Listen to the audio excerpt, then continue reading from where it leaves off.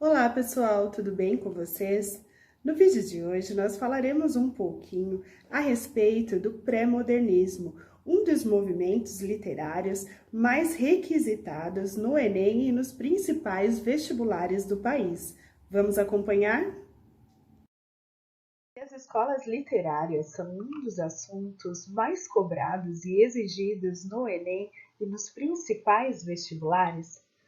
Para ajudar você a conhecer um pouquinho mais sobre o pré-modernismo, o período que marca a transição entre o simbolismo e o modernismo, nós preparamos esse resumo com os principais tópicos para você. Antes de mergulharmos no contexto histórico qual o Brasil estava inserido neste período, é importante destacar que o pré-modernismo não é visto como uma escola literária. Isso porque possui características do parnasianismo, do realismo e também do simbolismo, sendo então visto como um período transitório para o modernismo. Bem, nesse período, o Brasil passava por inúmeras mudanças. Ele sofria uma verdadeira mutação, tanto econômica quanto social e política. O fim do século XIX e o início do século XX foram marcados por importantes mudanças devido ao regime republicano até então recém-instalado. Havia então a esperança de um Brasil melhor, que, no entanto, foi logo perdida devido aos inúmeros conflitos sociais e à contestação do novo modelo econômico. A desigualdade social, os aumentos nos impostos, as necessidades da população que não eram atendidas, a insatisfação política, enfim, tudo isso deu margem, deu início a inúmeras revoltas nesta Primeira República. Ao longo, então, dos mais de 40 anos nesta fase, acontecem, então, diferentes revoltas, tanto no campo, quanto no sertão e até mesmo no meio militar.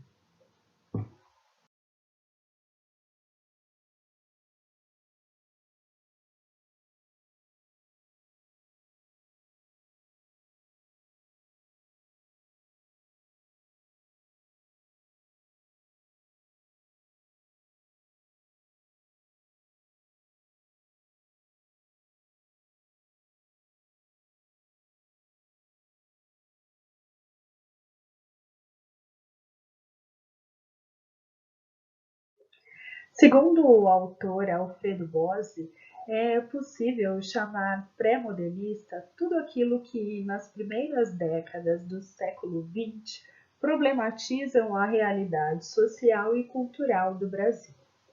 Podemos entender esta fase como um termo genérico, para que nós possamos então designar a produção de alguns autores que, embora ainda não sejam considerados propriamente modernos, já promoviam rupturas com o passado.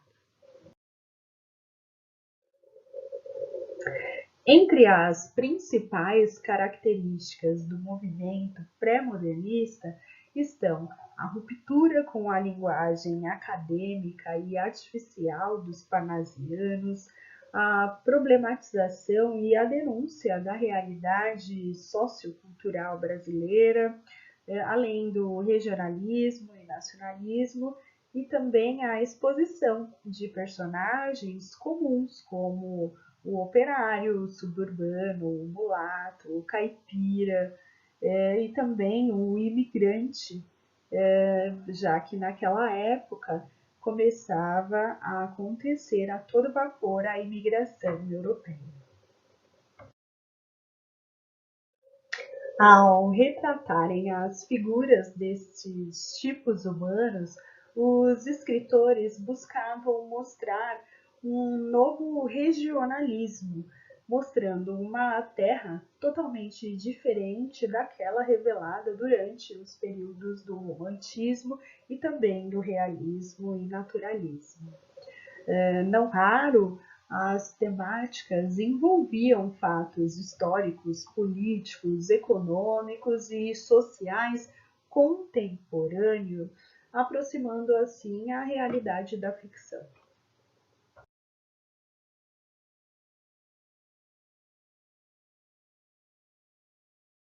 Os escritores brasileiros adotaram uma postura liberal e passaram a fazer críticas sociais pelos problemas até então enfrentados pela população. A linguagem formal originada lá no arcadismo e a estética rebuscada dos parnasianos foram então deixadas de lado e os temas tidos como históricos e sociais ganharam cada vez mais espaço. Euclides da Cunha, com a obra Os Sertões, aborda com grande facilidade, de uma forma jornalística, a revolta de Canudos. A obra, dividida em três partes, a terra, o homem e a luta, procura retratar um dos maiores conflitos brasileiros. O sertão da Bahia e de Pernambuco, onde se deram as lutas, eram ambientes praticamente desconhecidos da maioria dos grandes centros. A obra definitivamente mudou o cenário nacional. Termos como favela, hoje tão comuns, na obra designava arbustos típicos da Caatinga e também dava nome a um morro em Canudos. Já Graça Aranha, com a obra Canaã, retrata a imigração dos alemães para o Brasil. Nesse livro havia o conflito entre dois imigrantes, Milkau e Lentz, que discutiam se o dinheiro era mais importante do que o amor.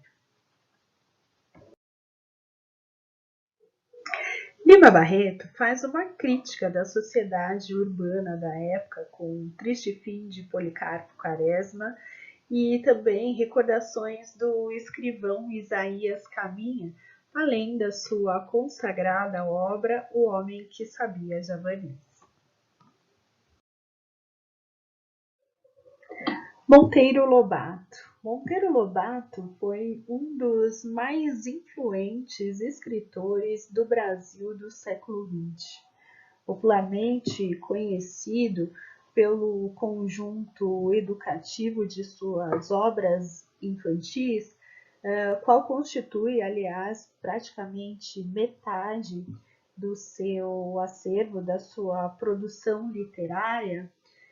Ele transmite valores morais, ele apresenta o Brasil com o seu regionalismo, a figura do caipira e também tradições da nossa língua.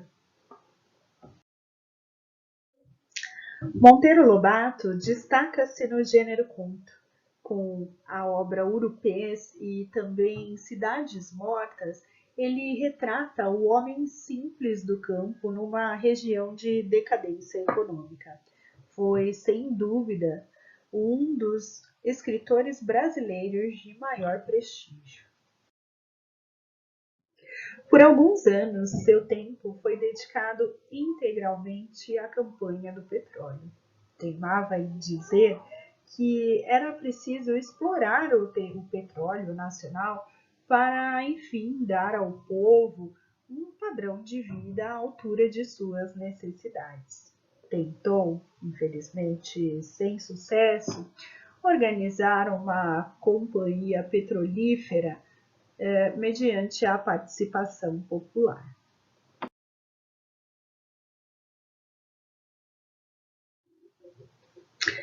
No cenário da arte, a temperatura sobe quando Monteiro Lobato, jornalista já consagrado, publica o artigo que ficaria conhecido como Paranoia ou Mistificação, numa edição noturna do jornal O Estado de São Paulo. A crítica violenta de Lobato sobre a exposição da artista plástica Anita Malfatti reflete desastrosamente tanto sobre a exposição quanto a vida particular da artista. Anita recebe de volta muitos dos quadros que já haviam sido vendidos e, evidentemente, sofre bastante com tudo isso. Esse acontecimento, contudo, cria bases para uma espécie de divisor de águas. O artigo de Monteiro Lobato tem a capacidade de congregar, de recrutar, separar vários artistas e intelectuais que já estavam aí saturados às correntes de pensamento e de artes que vinham incessantemente sendo propagadas naquela época, servindo então como um estopim para que ocorresse a Semana de Arte Moderna de 1922.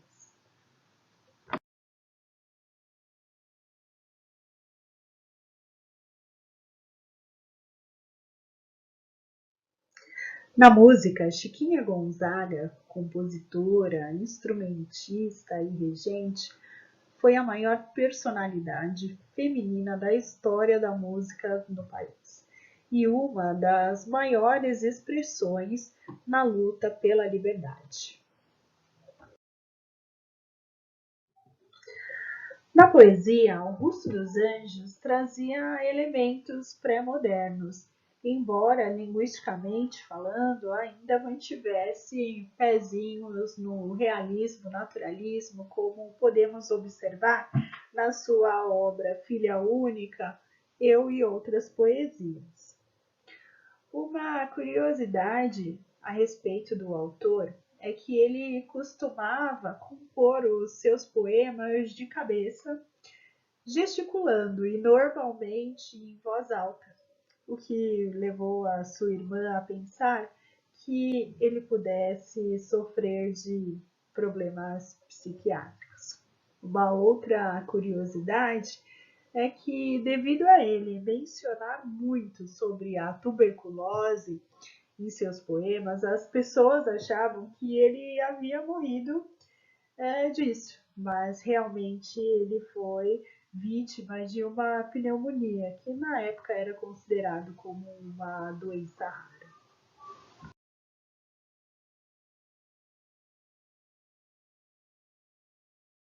Amaral começou o seu aprendizado artístico em São Paulo no ano de 1916. Após voltar de Paris, aproxima-se dos modernistas Oswald e Mário de Andrade, Menotti, Delpicchia e Anita Malfatti, com quem forma o grupo dos cinco. Mas isso, calma lá, é assunto para um próximo vídeo. Obrigada por hoje e até a próxima. Tchau, tchau.